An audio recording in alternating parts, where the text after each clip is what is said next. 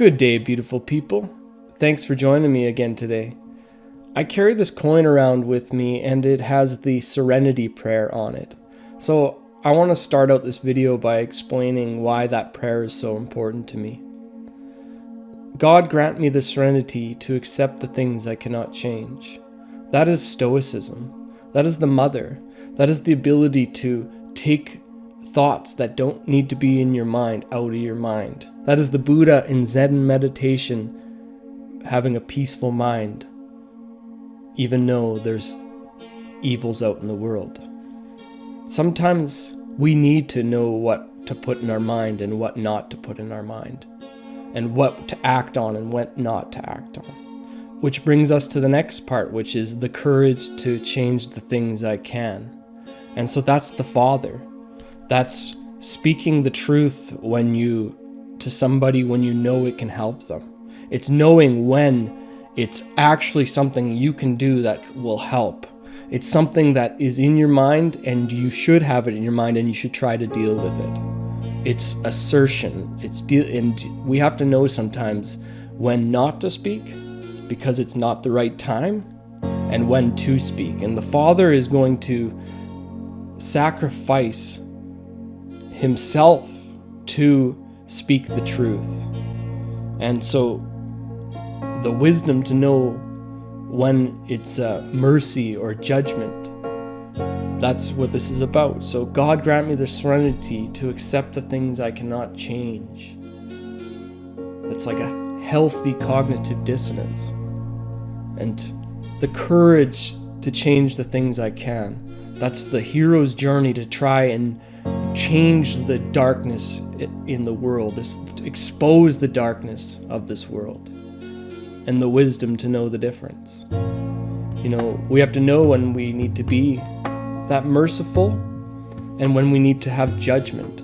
And a lot of what Buddhism is about is no judgment, no calling anything. It's like the maternal, just provide a safe space. Even the color of Buddhist clothing is the low chakra, root chakra, material chakra color, the sexual chakra. So it's all based in maternal and trying to keep a safe home, keep any of the judgments away and just peace. And when you ignore everything, you're giving up your true connection to what God is, and that is standing up for the little ones. It's standing up for people. It's exposing the darkness. And either you're speaking a truth that's going to set somebody free, or you're speaking a truth that is a judgment. In these times when the darkness is so prevalent and so easy to see, almost anyone can see it now. You're either lack the intelligence, lack the empathy, or you are ignorant if you're not exposing what's going on in the world. And ignorance is wickedness. So I know a lot of you out there have heard about what happened with His Holiness, the Dali Lama, the 14th incarnation, the Bodhisattva of compassion. Well, weaponized compassion is the works of the devil. And there is a lot of people that have been trying to expose the Dalai Lama in the past. Well, you know what? We've had quite some winds that have blown away and exposed the wheat from the tares recently. Here, check this video out. So I took that. So I want to share. More people should have courage to take this injection. So the good thing about what just happened here is all these people that promoted this thing, if they haven't come out and apologized on their knees to their followers for leading them down this path, then we know they're a false prophet. Well, the thing is now that this thing happens, we have some really solid evidence of the devil working inside these systems.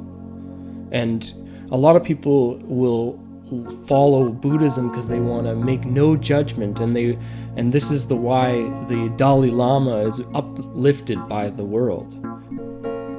And Christ is demonized in this world.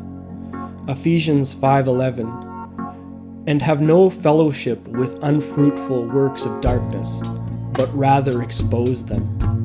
In these times, true Christians are following Christ and speaking and exposing people. And that's why the world will always go against Christ, because Christians are in this world but not of this world. And they know when to speak.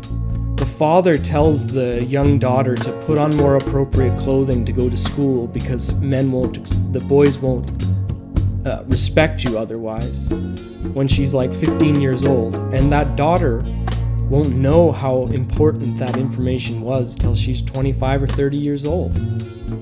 And this is what the father does. He speaks the truth He speaks the truth that will make the daughter angry. And the daughter will demonize the father. So this is the role of Christ. He is the father. And look at our world with all the lack of fathers in the families. I really don't even want to talk about what the Dalai Lama did, but I'm just going to put on a few videos from little cuts from the local CBC and Global News here in Canada, which is, let's see what they had to say about this situation.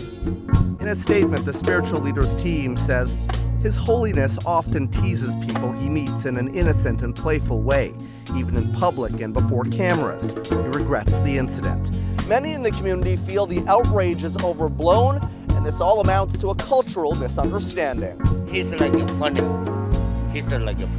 The Dalai Lama is always like doing the funny things. I mean, do you think it's a mistake? It's not a mistake. He was fun with the kids. Is it appropriate for an 87-year-old man to ask a minor to suck on his tongue? That's a very bad question. If you look at Buddhist style, he's sending an indirect message in a playful way, basically saying that don't abuse sexually, especially of children. In traditional Tibetan culture, sticking out one's tongue is sometimes used as a greeting. You think it was kind of a cultural misunderstanding? Oh yeah, 100%. A joke, eh? He asked a child to suck his tongue after kissing him on the lips. I'm not even going to show the video because it's actually disturbing. I see it as an essay on a child in front of everybody. And this is what his followers are saying about it. Mark 9:42. But whoever causes one of these little ones who believes in me to stumble, it would be better for him if a milestone were hung around his neck and he were thrown into the sea. So when I look at a picture of His Holiness the Dalai Lama, and I see him and he's holding his hands up like this, this is what I see as false virtue.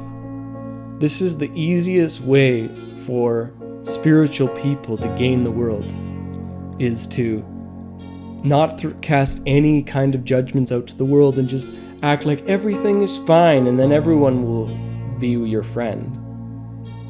So for me to be a holy person, I just have to dress in a certain way and make sure I do this and bow at people and do all these kind of external actions to show my holiness, but none of the true fruits of what God would want us, and that's speaking the truth out to the world that helps truly bring us to a better day and bring us to safety, rather than the false safety, the ignorant safety that a lot of followers of this religion are going to fall into.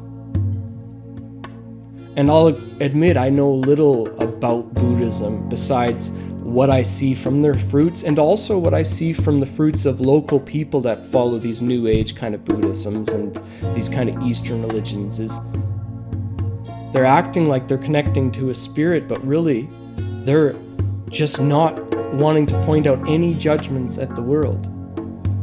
So I like to think about what we can learn about this story that's being exposed to the world and about the people that are in our own communities. There's people in our own communities that dress in the holy way of dressing. They bow and they say all the right things, like as far as the motherly things that goes out and shows compassion and love to the world, and they show all that stuff, but they never show the other polarity, which is the polarity that needs to be shown right now to the world. And so it's very easy to point out who the false prophets are or the false teachers are. The people that are speaking for an outcome rather than speaking for what truth needs.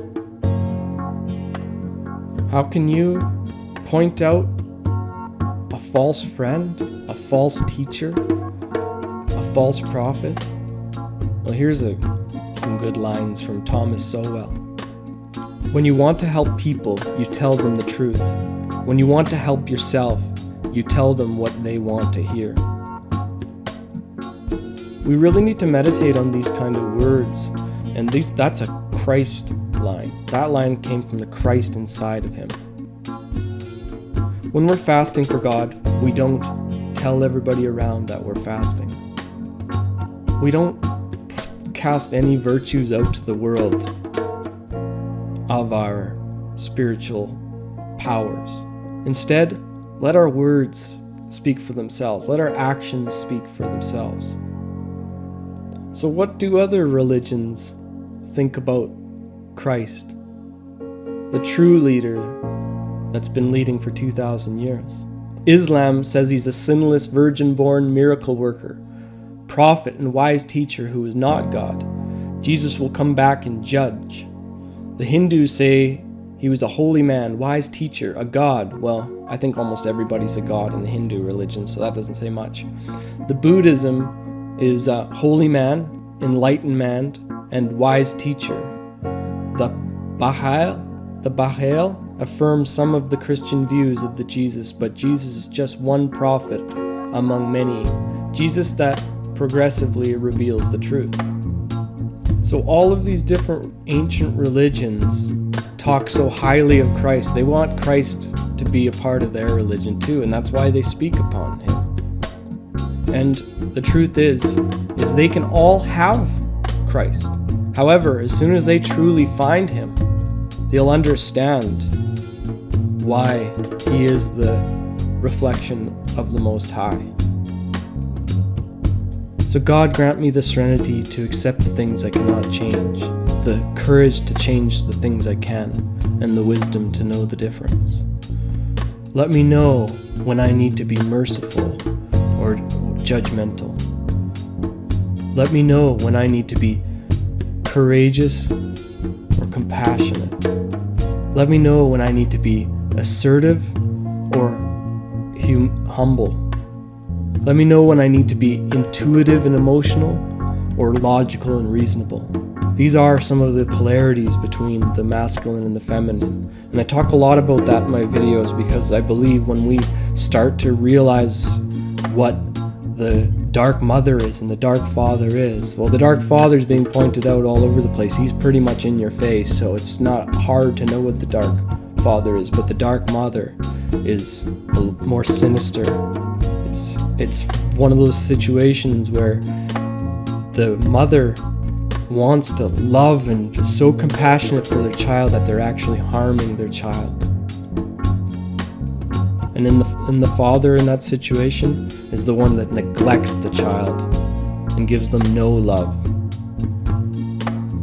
And that's pretty obvious how bad that is. It's not so obvious how much love and compassion you should give. It's easy to just give tons and tons of love and compassion when the true love sometimes is letting the child figure things out on their own and letting the child hurt themselves, letting the child know of the evil in the world. Thank you all for joining me again. If you've enjoyed this video, please share it out to the world. Like the video. It helps me get out in the algorithms and help me get a few more views on these videos. Thank you all so much. I love you and God bless.